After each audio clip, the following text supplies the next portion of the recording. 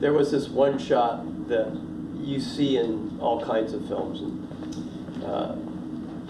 these transition shots, right? You know, so it's not of a person. And one of them, the classic, we had this one guy that I worked with. He always seemed to find a tuba. It was the reflection in the tuba shot. Right? Wow. So that was a transition. Can you hear me now? You were a tuba player? Yeah, no. Before I started at Tulane, I was studying at Loyola for music education as a tuba player. And I played tuba throughout high school and marching band. We are so excited about today's guest. We have Michael Dancisak, Dr. Michael Dancisak. I mean, we are right here in his old stomping grounds, the Center for Anatomical and Movement Sciences. You were at Tulane for over 2 decades. You helped build this anatomy cadaver lab program. But we have a bone to pick with you. You retired and you came back to teach another class. How was that? It felt like coming home. So, yes, this has been home for a long time, and more importantly, this center has grown, and we have an amazing individual who's going to continue the work with Professor Papadopoulos. So, I'm excited to actually let go of the reins and let him take it to another level. Yeah, I mean, he was just in here no less than 20 minutes ago helping us bag up some cadavers. So I'm disappointed that you guys can't smell through the camera, because this it really smells special in here. So before you were working with cadavers, you were photographing cadavers, and before that, you were photographing out in the field in Vietnam. I got a little photo for you. We'll show this on the screen. That's not Vietnam. Oh, where is this? This is probably in Sardinia. Oh, this is in your time in Italy. Well, yeah, we traveled all over. I spent a lot of time in the Middle East, but I think this particular picture that you're showing me is actually when we were in Sardinia. I'm glad we had him here to fact check. And it seems like you're holding a camera there. Can you tell us more about that? So most of the work that we did, we used Aeroflex cameras, which are still being used. I was just in Europe last month, and it was really fun. I went through Munich, and Aeroflex, they have a foundry just outside Munich, and I saw several people with the Airy shirt on there. It's a classic symbol, and anybody who's used these cameras knows that symbol very well. So it was kind of fun for me to see that again. I doubt if there's any cameras like this being made anymore. So can you take us through your journey as a military photographer? Where did you start? How did you get started? And take us through the map of all the different places that you ended up going in that role. I'm not sure we have enough time. We probably don't. It's a very circuitous route, and I think one of the really fun things for people to know, and one of the things I like sharing, is that so many times, especially here in academia, right, we finish high school, and then we have to go to the right college, and then we have to finish our undergraduate degree, and then we have to get into our graduate programs, and it's kind of lockstep, and it's sometimes I think we're missing things, or at least for some people. Maybe it works for some, but there's a lot of individuals that breadth of knowledge that you gain in doing other things prior to settling on what it is you want to do for a career, right? So in terms of that background, I mean it's a long background, but the one thing that I keep telling people is that for me, there was always a fascination with human movement, and I think that's what's been the attraction for me. I mean, I played sports, and I like playing soccer, and I've played squash, and if I could play other sports, I try a lot of different things, right? I did lawn bowling in England. Have you lawn bowled? No, I haven't. But I just think it's fun, It's all about movement. And with movement, what's the basis of movement? Well, it's the human system, right? So understanding the musculature, understanding the neural control mechanisms. I mean, we're very amazing as a organism, as a structure, that we're capable of doing the things that we can. Think about the elite performers of the world, right? We give great praise to our elite professional athletes, but it's really what they do is that makes it so amazing. And I think that's sort of the continuity from the photography. In high school, I enjoyed theater, so playing soccer.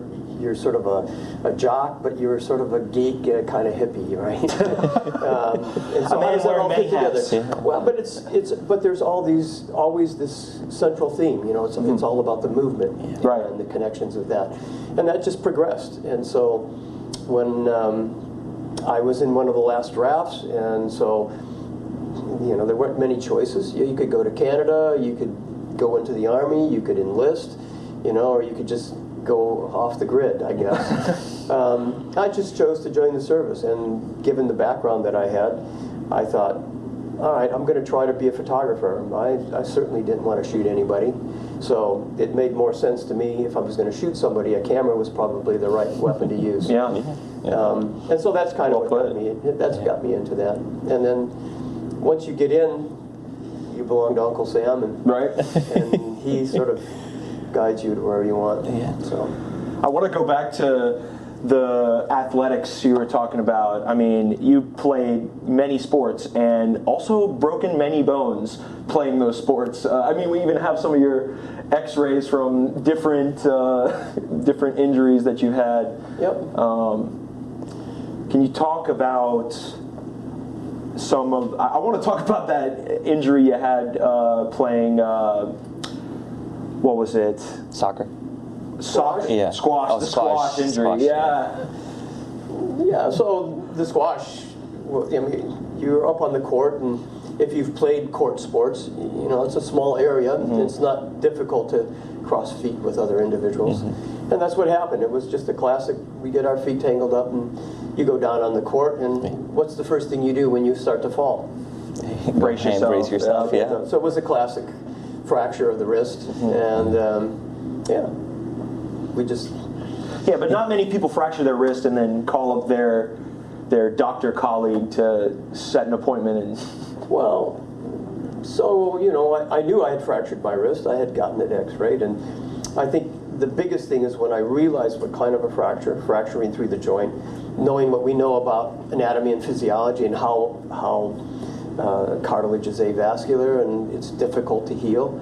I wanted to try something different. I just didn't want to be put in a cast. And the interesting thing is there are stories of old medicine men, shamans in Africa that they never set fractures.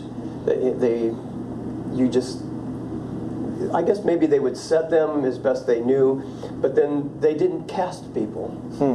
And I always thought about that. And now it makes more sense for some cases. Now, maybe the bone, not so much, but certainly when cartilage is involved, because we know that we need to move the fluids around to actually help regenerate.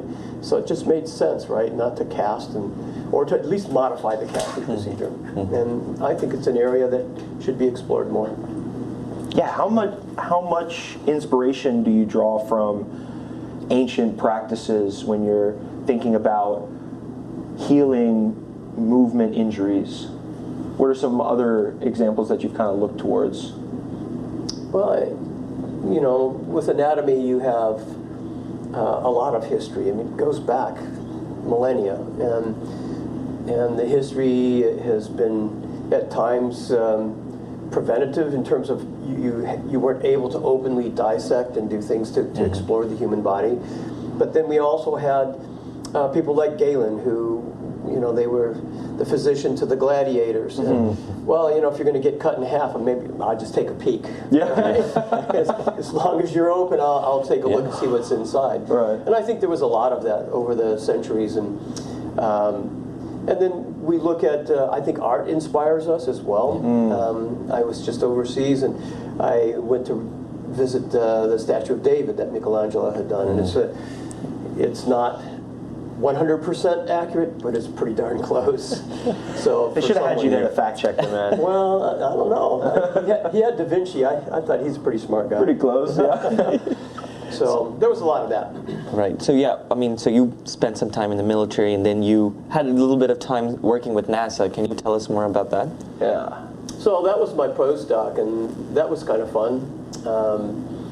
So that kind of, it really started when I met my postdoctoral advisor, and I told him my father had MS. And my postdoctoral advisor was working on issues related to human thermoregulation, particularly in the space program.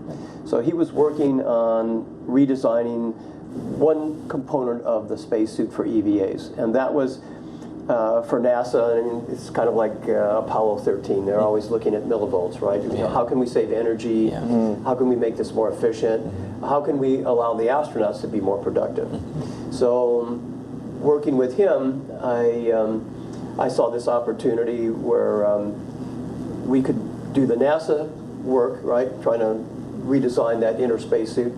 But then I often thought of my father, and we know there's a lot of neurological conditions where heat is really deleterious to them. They struggle in the heat, and so I thought, man, we could use this NASA technology to maybe help people here on Earth as well. And then just kind of blossomed from there. So that was that connection with NASA. And of course, as a 9-year-old growing up in the late 50s, early 60s, it's like, who wouldn't want to be part of NASA, right? This is one of the fun things that I'd always dreamed of doing, so check that one off. Did the technology that you worked on, did people, like astronauts, actually end up using it, or was it mainly focused for civilians? No, I think the shortened suit was incorporated. I left my postdoc to come here to Tulane, so I don't know where that was followed up. We did get a patent on that process, and so there's a paper trail. There's a paper trail somewhere, right?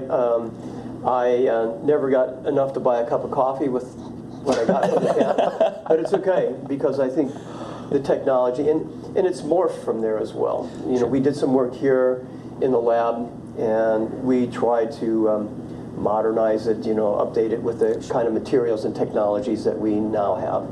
And I think that there's going to be times, and we see it post-surgical interventions, or even in surgery, they have different kinds of products where they're keeping the patients warm on the operating table. But I also think that we're going to see more and more of this for maybe major injuries or people with neurological diseases. And there's some interest from some of the high-level sports teams.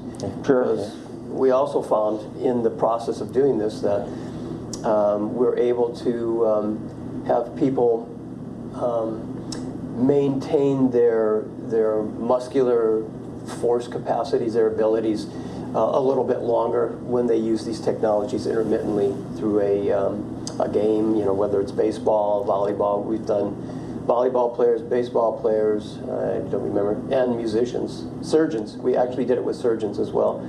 And we found that it had, not only did it allow them to work longer, but we also found that it attenuated the tremor that a lot of, especially the older surgeons have. So instead of taking drugs to attenuate it, now we have a way that's maybe more drug-free. So when you first got started at Tulane, what classes were you teaching, and how have those classes changed across the decades you've been here? So I came in, we had a program here called Exercise and Sports Sciences. Okay. And it started here in this lab.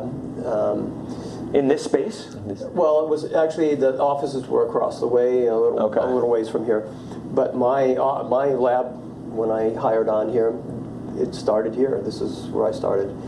And so we have obviously other spaces, as you guys know. Sure. But we had one cadaver that was in here that a previous professor had used, but they prosected it. And so when I came, I asked if we could have a second cadaver, and then I started the students dissecting, which I thought was a lot better. Absolutely. And we're still doing it. Yeah, I mean, both of us took that class. And I mean, And it's a valuable experience. Especially, it was really valuable as engineers taking this class because, yeah, we've never seen, a cadaver in any other anatomy courses that we've taken. So it was definitely a big thing. But yeah, so I guess That was the sport part of it, right? Right. So these are people that were, they were going to become athletic trainers, just like even with biomedical engineering. We have, 15-20% of our colleagues that end up going to professional schools, whether Right. it's PA, NPs, or physicians. So many of them become physicians, right? Right. So I think it was the same for exercise and sports sciences. We had people who were going into the medical fields, and this just seemed like the right thing to do. I mean, and in terms of undergraduate programs that have an anatomy component to them, I mean, how... They have anatomy, but they don't have this kind. They don't have the hands-on. Right. And I agree with you. I think that the hands-on component, especially as engineers, right? It's a three-dimensional world that we live in, or you could even say four, right? With a time component. And I think it's really important because what happens over time, what happens to the body over time in a three-dimensional space. So for me, it just made a lot of sense. And I'm really thankful that after the Hurricane Katrina, the dean and the chair of biomedical engineering at the time, they came over and they said, "Hey, don't leave." I actually had a job at another university I was going to take off, and they convinced me. So. Well, we're so glad you stayed. I mean, it worked out pretty well overall. So, but you were talking about other classes. I think back on it, and I taught a lot of motor development classes, and there was one class that I'd love to see back on campus, and I'm hoping maybe that'll show up someday. It was injuries in the performing arts. And I had a lot of fun with that. We worked with the dance and theater people, and injured them. Yeah. They don't have to. They do a great job on their own. It's kind of like athletes, right? And you leave them alone long enough, they're going to find a way to hurt themselves. But dancers in particular, I almost was more, I was going to say concerned, but more interested in working with the performing arts people because unlike high-level athletes, they have amazing resources, even here at Tulane University, right? I mean, our athletic training staff is just, they have incredible stuff for the athletes if they get injured. And they're doing cutting-edge technologies to cutting-edge procedures. But when you go to the performing arts people, right. not so starving much. Artists is starving artists. thing. Yeah, it's almost cliche, but it's very true. And many of them don't go and get the kind of help they need because they're worried they're going to lose their position in the play, the dance line, whatever the case might be. And I almost felt that they needed this more than anybody. And we're seeing that. I mean, at the elite levels in performing arts, we now have a Performing Arts Medicine Society, an organization that was started by a woman in Northwestern, a physician. And I've always been interested in it. And I bumped into it when I was still at Boise State University. The physician who was their sports doc was involved with performing arts. We just inadvertently bumped into each other and started talking about these things. And I said, "Well, I've been working with the dancers across camp," and he goes, "Me too." So we got together, and he shared some of his journals, and I really became fascinated with that. Out of curiosity, are there like just a particular type of fractures or issues that they these performing arts people particularly face that's different from athletes? And off the top of my head, I don't know that I could give you particular statistics, but. Yes, there are a lot of overuse injuries, as you might expect. I mean, these people they're dancing for hours and hours, practicing, whether it's ballet or modern dance. We oftentimes don't think of actors and actresses, but the vocal cords. There's a lot with the voice. I mean, we hear about it, and there's some of the elite performers. I guess the Taylor Swifts of the world probably have. She does 4 3-hour shows in a row in a stadium, per week, and I'm sure she has someone who's taking care of her voice for sure. And so there's a lot of, and it's muscle, right? It's muscle and movement again, even on a smaller scale, even if you can't see it. there's still a lot of muscle and movement involved. So I find that fascinating. And I think it's an interesting area for biomedical engineers. Yeah, absolutely. We haven't touched that one yet. Do you find that because the athletics gets all of the major resources and the major advances in technology, do you find that that sort of trickles down to performing arts, or do you find that they sort of have their own specific paths of evolution? I think there's trickle down. I mean, let's face it, that's where there's a lot of money to invest in new procedures, new devices, protective gear, and so on. But by the same token, you can't put a ballerina in full pads, right? So in that case, you know, there's a divergence, right? Gotcha. As necessary. And I still think there's opportunities within that group of performers that maybe there's things as engineers we could probably help them with. Sure. Yeah. Another class that I wanted to talk about was Grand Challenges. Can you tell us a little bit about how that got started? And sure. So in an academic setting, the like the first stringers, the varsity, that's our research faculty, right? Right. And they get grants and they help support not only the department themselves, the university, right? And they're the most visible. They publish, and so we see the work that's done. And what happens a lot of times is, just from your own careers, you know that sometimes there are individuals who they are fascinated with biomedical engineering, but they don't want to be in academia. They actually want to go out into the workaday world. And that's a different perspective. And so Grand Challenges really evolved out of that second group. You know, some want to go to academia, some want to go into industry. And so that was really the underlying premise, is to give them an opportunity to perhaps spend more time looking at what it would take to be what would research look like in industry versus in academia. Because in industry, you're not publishing everywhere, right? Right. You don't want the competition to know what you're designing, what you're building, what you've created. That's your edge, you know, in the market. So it's a little bit different in that sense. And we're very tolerant in academia.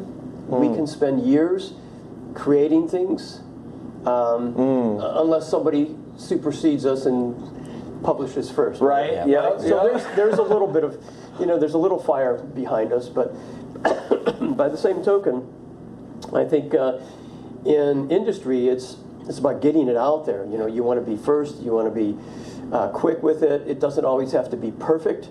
If I can get out there first, I just have to make it safe so that I don't lose all my money in litigation, right? And they have to think more about that. So anyway, that's where Grand Challenges came. And so we started bringing in people from industry. We got more interested in sharing the process of the patent.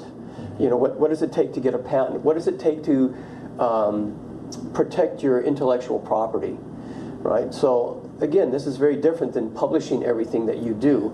You've essentially given away your intellectual property. Right? It's almost the opposite of a patent. It seems like it in many sense, right? So we did a lot with that.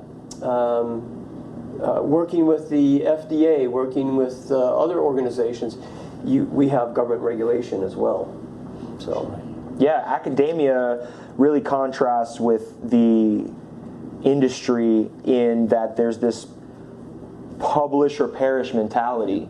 What are your thoughts on that attitude in academia compared publish and perish? Publish or perish. Publish or perish.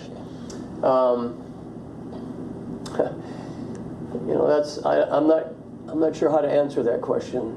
I think sometimes we lose good faculty because maybe they haven't gotten the number of grants.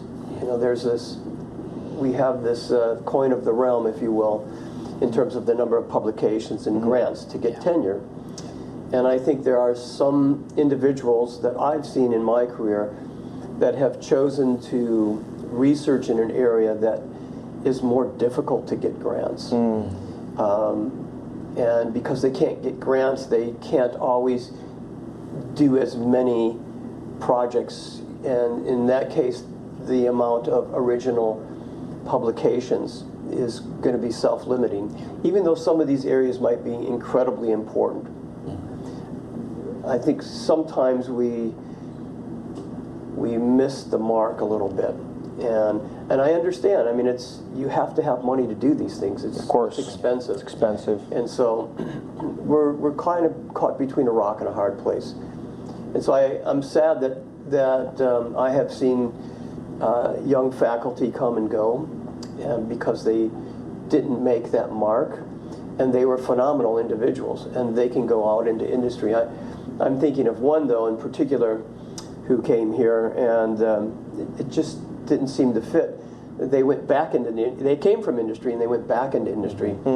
But the great part about it was they were involved in, they were big cyclists, and so they got out of, I think they were working in farm equipment, and then they came here, did a degree, and then they ended up working for a bicycle company. Okay, and so good fit there. For them, it was phenomenal. So there are successes too. You know, people find that pathway that works best for them, and I think that's awesome.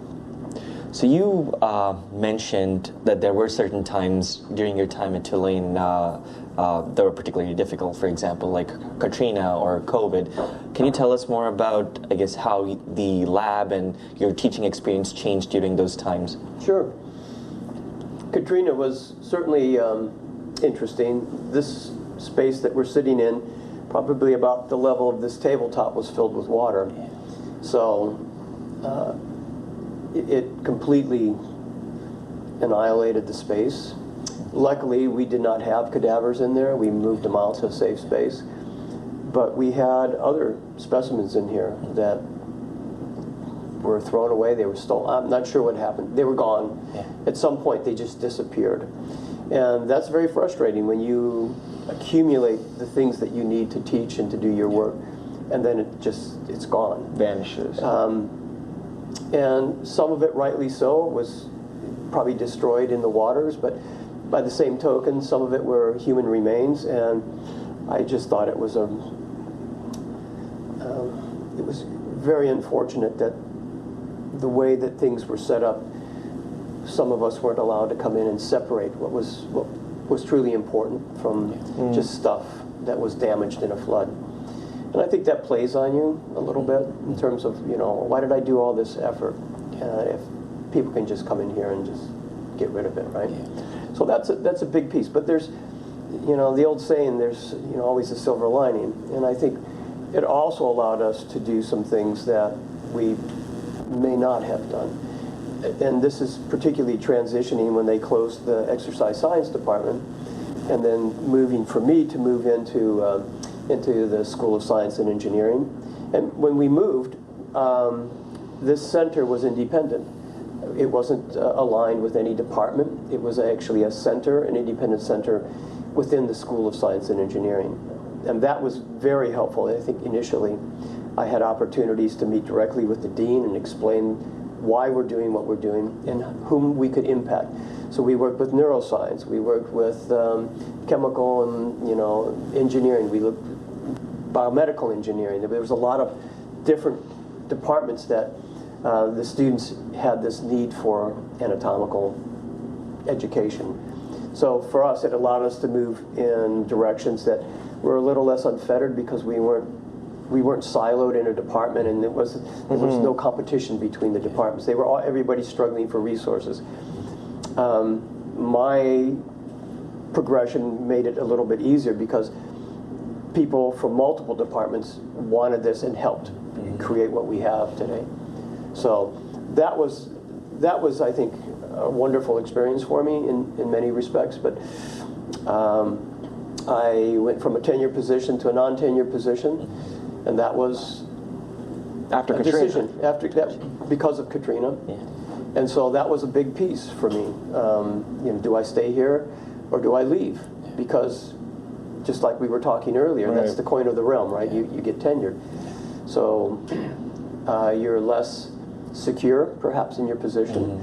But I think we had an idea, and we made it a physical entity. It wasn't just an idea. We turned it into a center. And I guess I always felt strong enough that what we were doing had enough value to keep it around, to keep me around. And so I chose to stay. I didn't take the other job and came here. And then, of course, COVID, you mentioned. It was different. Just being able to work in that environment. All our students were in full personal protective equipment, so PPE. We had masks, we had shields, we had goggles, we had gloves, we double gloved, we had booties, we had hairnets, we had whatever it took. We decided this was a valuable enough experience such that it was worth putting up with that, and we did. We also had the VR labs as well, which is pretty fun. That evolved out of it as well. That was a lot of fun, and I think there's still a lot of room to actually build out on that. Right. I see that as a really neat opportunity moving forward. There's a lot of things. I don't know if you guys took that one or not. Yeah, I took that one. So yeah, it was pretty fun. You have to admit, walking through the heart. No, it was really fun. Like the individual valves and the chambers is like you said, there's definitely a lot of potential to build upon that. Yeah. Just even the little things that are difficult to see sometimes, even on a cadaver in a gross lab, having that that virtual environment to actually look at the edges of valve flaps. And as an engineer, how do these close tightly enough to prevent backflow of blood? Right. What is the design of it? How does it overlap? Is it a butt joint? Is it what is it, right? Exactly. So you can actually get in there and take a closer look at that. And I think that has a lot of potential. And we're actually looking at expanding that out a little bit more. That's good. Yeah, but the biggest difference between working with the VR and that actual cadavers is when you're doing the hands-on stuff, you're working with real human remains. And I was wondering if you could speak. Wait, cut really quick. Okay. Swap the battery. Yeah. Cool. Okay, bye. I'm done.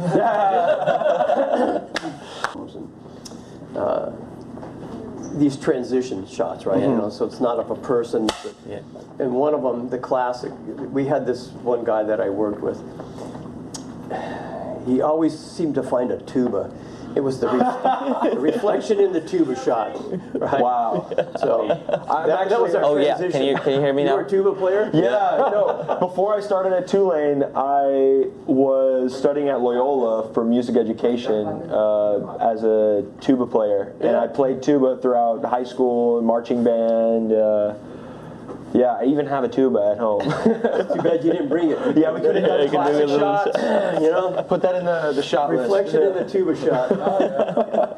All right, we are good. We're all synced up and recording again. So talking about bodies, Katrina, everything, COVID. Yeah, I'll go back to that question. Yeah, so the VR gives a whole new perspective that you're not able to see when you're working with the human cadavers, but there's just something really unique about working with the remains of someone who lived a full life. Can you speak a little bit to what it's been like seeing dozens, hundreds of humans who've donated their bodies to help students like us learn? Yeah, so one of the things that I want to step back just a little bit. Sure. When you talk about having real remains, now cadaveric tissue is different than an individual who's on an operating table. Its characteristics are very different. It's more pliable and more forgiving in some respects. That said, I also think this is what you can't get in a VR situation. You can't. Sure. even though you get the sense of three-dimensionality, you still can't. It's the haptics. It's that touch, the feel. Tactile. Yeah. And so much so that if you think back on some of the initial versions of the robotic surgical suites that are out there, and now they've incorporated three-dimensional perspective, and one of the big pieces that they're incorporating now is the haptics.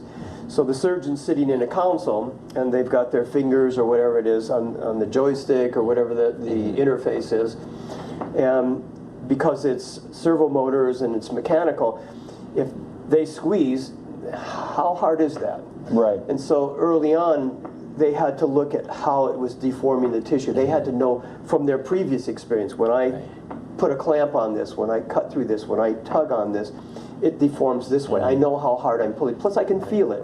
But then they got into robotics, and it was very difficult for them to assess how much force am I applying to this.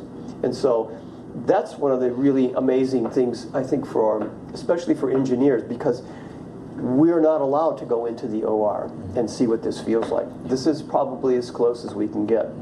Now, one of the things that I would love to have done more of, which would have been what we refer to as fresh frozen. So in this particular case, it's not processed cadaveric tissue. It's literally been frozen, and then we thaw it out, and you actually get to see what that pliable tissue feels like. So there are certain applications where maybe this would be much better for an engineer to experience, and maybe someday we'll get freezers back in here. We had freezers in here before Katrina, and we did lose that. So we did some of that work early on, but after that, it wasn't practical anymore, just from a cost perspective. So you had a mix of frozen and formalin? We had very few frozen, but we did have some in here. And we were working with orthopedic surgeons who wanted to have that type of specimen to do their work, because it is different. It feels different. Currently working, there's a project that's been going on in this lab, and what they were talking about, they're trying to move some tissue away to access another part of the body. And how much can you move that tissue without damaging it? So in the process of trying to fix this, you tear this, right? Then where are you, right? Or you have to cut through something to get access to it. So for us, it's important to see how pliable is this tissue, right? And I think as engineers, we measure everything, right? Of course. So that's a process too. Do we have a device where we can, almost like a fish scale, right? Can pull on it a little. You probably did projects with those, right? Yeah. You pull on it a little bit, and but we need something that's more sophisticated, perhaps, where they can put that in the OR and it's repeatable. They're very confident that, oh, this tissue has that kind of response to it, and I can take it to this limit before I have to think about doing something else. So when you started working with your first cadavers to the most recent dissection that you've done just last week, had you ever sort of felt an emotional connection to the person lying on the table, or is there a certain level of detachment that develops after working with so many human tissues in that way? So I've done something almost every time I walk out of this lab, and I don't know what your spiritual beliefs are or anything, and I don't, not even certain that what I do is ever acknowledged, or not so much acknowledged, but received, right? But when I walk out of here, I always thank my cadavers. Thank you for letting us do what we do here. And to me, that's a big piece of what we have here, the respect. I think one of the things that we've been able to maintain in all the years I've been doing this, and what we stress here is a huge amount of respect for these people to donate their bodies, and to the families who allow their loved one who's passed away to be used in this way. And these bodies are then cremated, right? So, yeah. Right. And are the cadavers then given back to the families after the class has been, after they've been used? Some are. There's a really unique plot here in New Orleans where many people who have donated their bodies to science, they get interned in a common burial ground. And the people that I've spoken to who have donated their bodies, they see that as they actually feel really good about that. They're going back with their classmates and other Tulanians. So for them, it's a really piece. You've spoken to some of the people that you've dissected? People, well, not that I've dissected. Oh, okay. But the people who've donated their bodies. You know, Gotcha. The thought of where do they end up? They can either go back to the family, and many of them choose to go back to this common burial plot. And some of it's because of the idea that they're just hanging out with their Tulane buddies again. And the other idea is their personal beliefs are such that this is just a body for this world, and I don't need it. It doesn't matter. Whatever their spiritual beliefs are, they don't need this body, and you can do whatever you want with him. But from our perspective, it's always been a sign of respect that they've given their bodies to allow us to do what we do in here.